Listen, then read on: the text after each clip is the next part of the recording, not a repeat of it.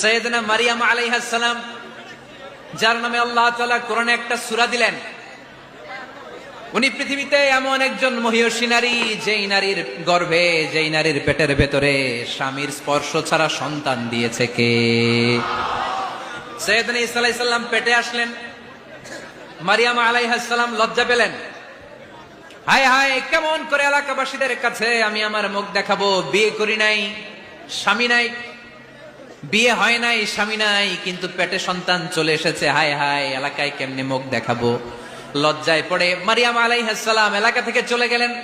কি অবাক করে কাণ্ড! বাচ্চা ভূমিষ্ঠ হওয়ার জন্য, বড় হওয়ার জন্য 6 মাস 7 মাস লাগে নাই, পেটে বাচ্চা আসার সাথে সাথে বাচ্চাটারে বড় করে দিয়েছে কে? সাইয়েদাতুনা মারিয়াম আলাইহিস সালাম এবার বসে পড়লেন, বুঝতে আরম্ভ করলেন প্রেগন্যান্সির পেইন উঠেছে। হঠাৎ করে পেট থেকে বাচ্চা ভূমিষ্ঠ হয়ে যাওয়ার পরে উনি